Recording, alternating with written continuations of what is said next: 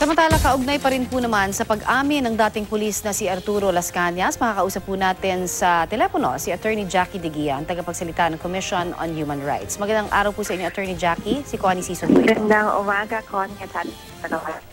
Sinabi po ni CHR Chair Chito Gascon na ang paglantad po ni ex-police Arturo Las Cañas ay nagbigay linaw raw sa partisipasyon umano ni President Duterte sa tinuguriang DDS o Davao Death Squad. Paano ito nasabi ho ng CHR Chair? Well, una po sa lahat, dahil po pangunahing mandato namin ay mag-imbestiga, nakikita po namin na yung statement na binigay po ni SPO3 Las Cañas ay isang lead na maaari po nating siyasatin. Binibigyan halaga po natin lahat ng anumang impormasyon na makakapagbigay linaw palalo doon sa kasong iyon, lalong-lalo na't naging mailap kasi ang pagkalap ng ebidensya noong mga nakaraang taon. Kaya naman porsigido ang CHR na kahit anumang impormasyon na lalo makakapagbigay linaw ay dapat bigyan ng halaga at dapat siyasatin. Siyempre doon sa proseso ng pag-iimbestiga, wala pang paglalahad, wala pang paglalahat kung gaano nga ito katotoo o hindi. Kaya lang dahil valuable piece of lead ito, kailangan naming i-pursue ito.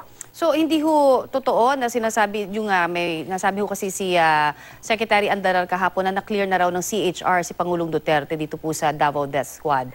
Ano ho ang statement dyan ng CHR? Well, kahapon rin po ay naglabas na po kami ng pahayag sa media na hindi po kami sumasang-ayon doon po sa naging pahayag ni Presidential Communications Secretary Martin Andanar. Nilahad nga po namin doon sa aming press statement na meron po kaming resolusyon na nilabas noong 2012. At sinabi po namin sa aming resolusyon na meron pong pattern of killings na nangyari sa Davao ng mga panahong iyon. At napatunayan po namin na wala pong isang maayos na investigasyon na ginawa ang lokal na pamahalaan. At ito po ay maaaring mga hulugan na isang tolerance or pagsang-ayon doon sa mga pagpatay na nangyari. At dapat po natin isang alang-alang ng extrajudicial killings ay hindi lamang po nangyayari bunsad ng direct participation, ngunit pwede rin po itong maging resulta ng inaction or yung sinasabi po natin walang ginawa na masinsinang investigasyon. Kaya naman po sa parehong resolusyon, finorward po namin iyan sa Ombudsman at sinabi po namin sa resolusyon na iyon na kailangan pong imbestigahan ng Ombudsman yung posibleng administratibo o kriminal na cost o na liability dahil po sa inaction. Bunga na rin po ng ebidensya na marami pong namatay noon at wala naman pong ginawang masinsinang investigasyon. Sa tingin niyo ho, kasi nagkaroon na ho ba kayo ng pagkakataon sa CHR na makausap po either yung mga kasamang abogado po ni dating Police Las Cañas o kaya siya mismo? At ano ho sa tingin niyo? Ano bang sinasabing, kasi may mga indikasyon ng pagbaliktad syempre po, no? Itong si dating Police si Las Cañas. Ano ho ang tingin niyo dito sa sinasabing pagdiin niya sa Pangulo?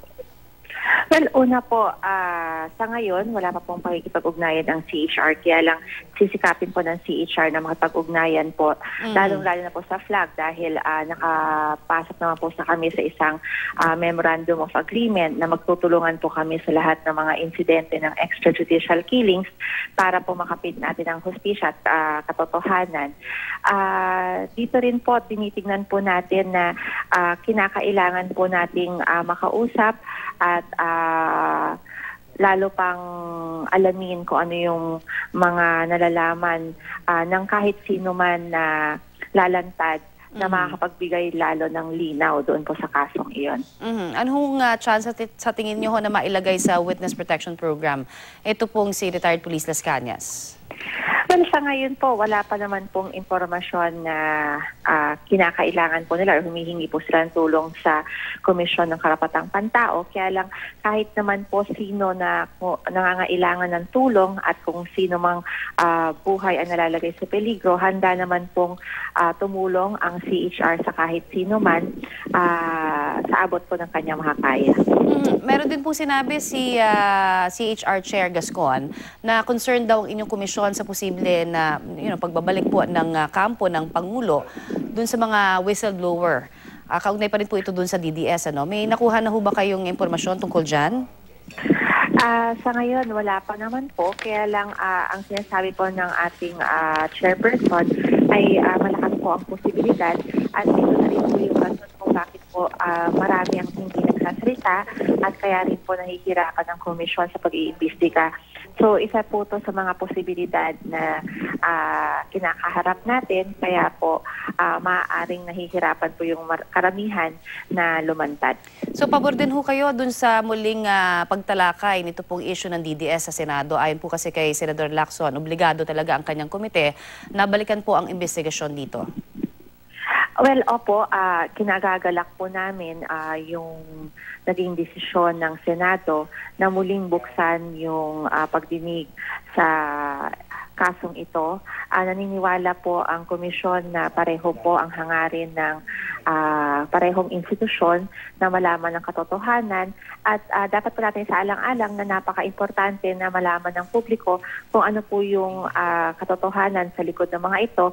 At para naman po sa Senado, lagi po natin tatandaan na dahil po ito ay in aid of legislation, maaari pong magkaroon ng magandang bunga ito para po maiwasan yung mga ganitong insidente sa hinaharap sa pamamagitan po ng isang batas na magpapatibay at bibigyang diin ang obligasyon ng mga ahente ng Estado or ng mga empleyado ng gobyerno na unahin yung pagprotekta sa mga sinasakupan niya, sa mga mamamayan niya. Kaugnay po dun sa kaso naman ni Gaudencio Bersabal na inihayag po ni Las Cañas, magkakaroon ba ng reopening naman ng investigasyon ng CHR, kaugnay pa rin po sa DDS issue? Sa pangkalahatan po, nagbukas na po ng investigasyon ng CHR noon pa pong nakaraang taon doon po sa buong DDS case. Bunsad na rin po ito nung mga revelasyon ni Mr. Matobato noon at bumuo po ng isang grupo na siyang muling sumisiyasat. At tulad nga po na nasabi namin, lahat ng leads tulad ng revelasyon ng isang araw ay isa rin po sa ituturing po namin na isang lead na dapat pong siyasatin. Alright. Maraming po salamat sa inyo pong oras.